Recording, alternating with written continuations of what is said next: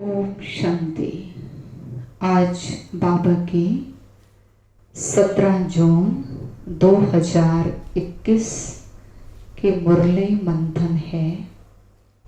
आज के मुरली में बाबा ने विशेष बताया। बाबा ने कहा कि तुम पारलौकिक बाप को अच्छी तरह से जानते हो, इसीलिए तुम आस्तिक हो। आस्तिक उसको कहेंगे जो भगवान को जानते हैं, भगवान का अच्छी तरह से परिचय है। और नास्तिक उसको कहेंगे जो भगवान को नहीं जानते, भगवान का सही परिचय नहीं है। तो बाबा ने कहा भगवान भक्तों का रक्षक है। ये हमने पहले भी सुना भक्ति मार्ग में। तो ये कर्तव्य कब सिद्ध होता है, क्या करते हैं वो रक्षा? बाबा ने कहा मैं इस समय आकर भक्तों को रावण की जेल से छुड़ाता हूँ, भक्ति का फल देता हूँ। आप बच्चों ने मुझे इस समय पहचाना है और पहचान कर मेरे से 21 जन्मों के लिए वर्षा ले रहे हो। ये है भक्ति का फल।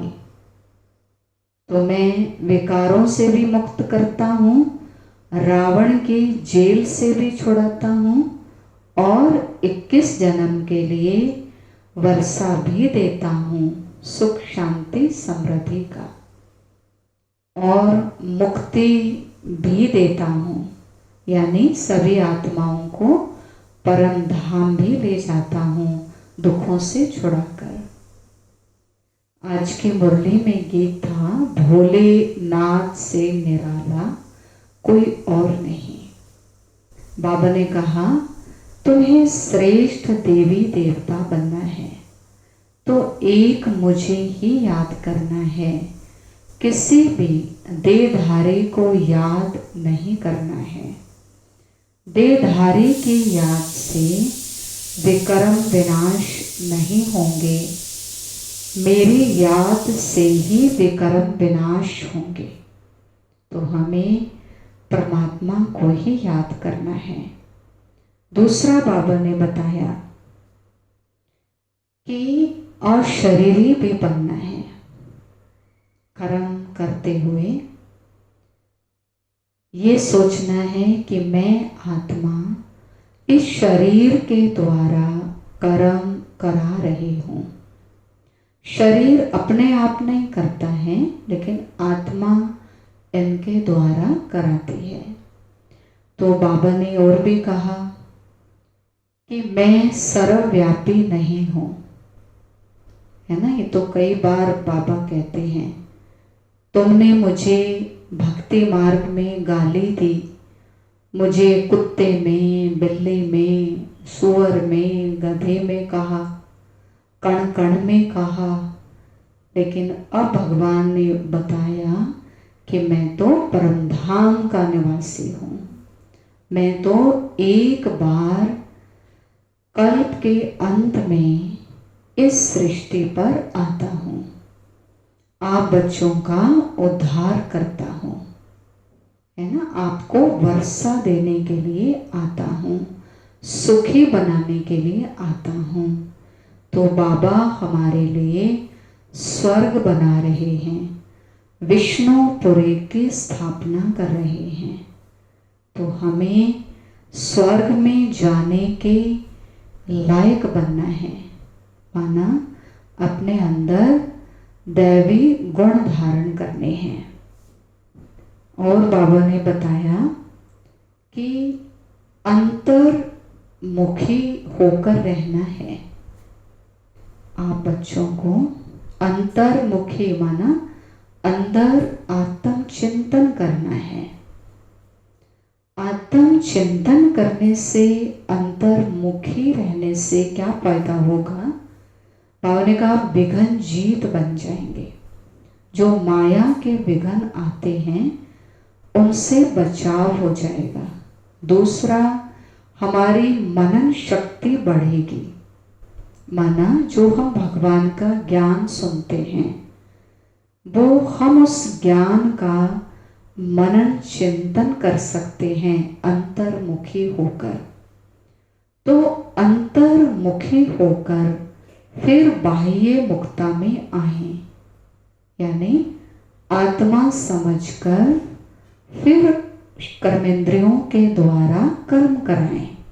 तो इससे बाबा ने कहा आप हर्षित मुख रहेंगे, आकर्षण मूर्त बन जाएंगे और कर्म करते हुए हल्के भी रहेंगे। तो आप विघ्न जीत बन जाएंगे, माया जीत बन जाएंगे। इसलिए कहते हैं अंतर्मुखी सदा सुखी, बाह्य मुखी सदा दुखी। और बाबा ने कहा, कल भी कहा था कि मन को बीमार नहीं रखना। शरीर की बीमारी भरे आए वो बड़ी बात नहीं है, लेकिन मन बीमार ना हो।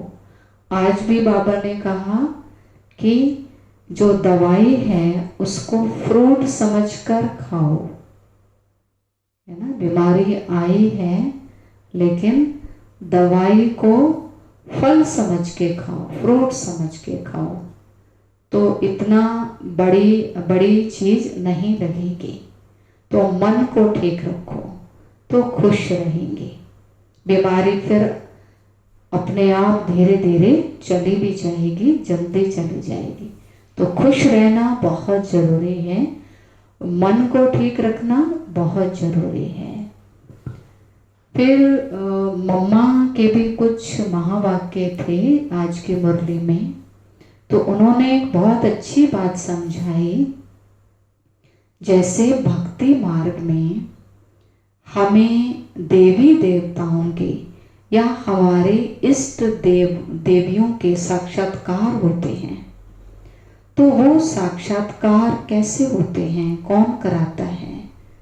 मामा ने कहा बाबा वो साक्षात्कार कराते हैं, यानी भगवान कराता है, शिव बाबा कराता है, भक्ति में भी और ज्ञान में भी। तो साक्षात्कार में क्या होता है, ऐसे नहीं कोई शरीर से मर जाते हैं।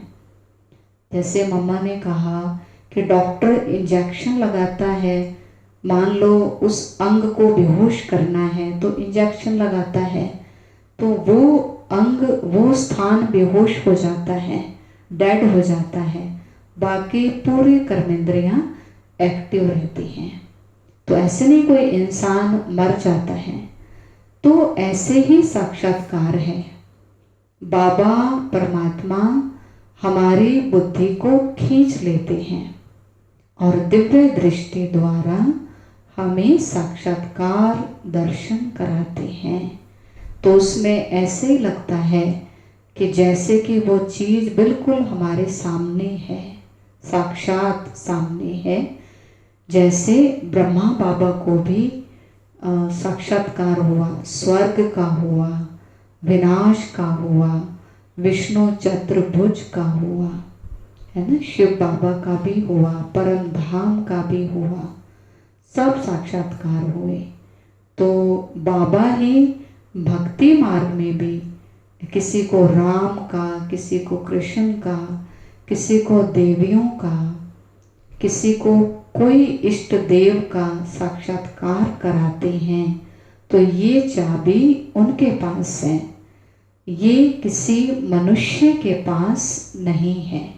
ना कोई ये मनुष्य ये काम कर सकता है, कोई भी मनुष्य हो, चाहे कोई कितना ही बड़ा विद्वान पंडित हो, रिद्धि सिद्धि जानने वाला हो, कुछ भी हो, कोई धर्म पिता भी क्यों ना हो, लेकिन ये साक्षात्कार परमात्मा शिव ही कराते हैं। तो इसीलिए बाबा ने कहा ये उनका काम, मम्मा ने कहा ये उनका ही काम है। ऐसे नहीं फिर कोई शरीर से मर जाते हैं, बस थोड़ा गुम हो जाते हैं थोड़ी देर के लिए, फिर वापस शरीर में आ जाते हैं। जैसे स्वप्न आता है तो उठने के बाद भी हमें याद रहता है ना, हमें ये देखा था। तो ऐसे तो नहीं कोई मर गए हम स्वप्न आ रहा है तो ऐसे साक्षात्कार बुद्धि से होता है। अच्छा, ओम शांति।